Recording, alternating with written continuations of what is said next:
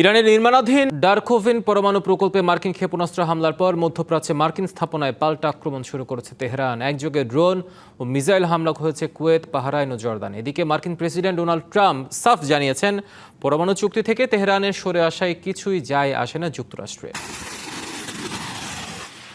আইআরজিসির হামলায় জর্ডানে 2 মার্কিন সেনা নিহতের পর রবিবার স্থানীয় সময় ভোর 3:45টায় ইরানের খুজেস্তান প্রদেশের ডারকোভিন পরমাণু বিদ্যুৎ উৎপাদন কেন্দ্রে হামলা চালায় যুক্তরাষ্ট্র। এই ঘটনাকে মার্কিন শাসন ব্যবস্থার বর্বর ও সন্ত্রাসী আচরণ বলে তীব্র নিন্দা জানিয়েছে ইরান। তবে জাতিসংঘের পরমাণু পর্যবেক্ষণ সংস্থা IAEA জানিয়েছে, নির্মাণাধীন এই প্রকল্পে কোনো পারমাণবিক উপাদান না থাকায় বড় কোনো তেজস্ক্রিয়তার ঝুঁকি নেই।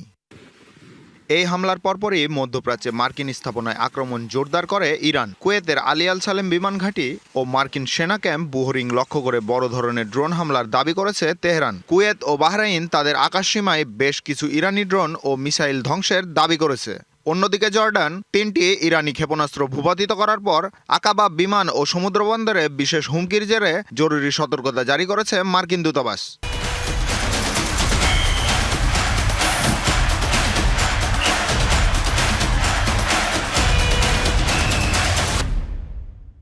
এই উত্তেজনার মধ্যেই উত্তর পশ্চিম ইরাকে ইরান বিরোধী কুর্দি বিদ্রোহীদের ক্যাম্পে ড্রোন হামলা চালিয়েছে তেহরান। পাশাপাশি মার্কিন সামরিক বাহিনীর অন্যতম সেরা নজরদারি ড্রোন MQ-9 ভূপাতিত করার দাবি করেছে ইরানি IRGC। এর আগে জর্ডানে যুক্তরাষ্ট্রের সামরিক ঘাঁটিতে ইরানের হামলায় নিহত হন 2 মার্কিন সেনা।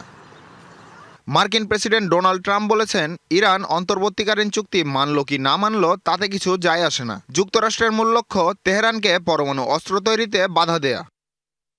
পাল্টা জবাবে ইরানি পার্লামেন্টের স্পিকার মোহাম্মদ বাঘের গালিবাফ দেশের জনগণকে মার্কিন আগ্রাসনের বিরুদ্ধে সর্বোচ্চ জাতীয় প্রতিরোধ ও ঐক্য বজায় রাখার আহ্বান জানান। হরমুজ প্রণালীর নিয়ন্ত্রণ নিয়ে শুরু হওয়া এই সংঘাত জুনের সমঝোতা স্মারক ভেঙে যাওয়ার পর এখন এক ভয়াবহ আঞ্চলিক যুদ্ধে রূপ নিয়েছে। সামিউল ইসলাম, ডিবিসি নিউজ ডেস্ক।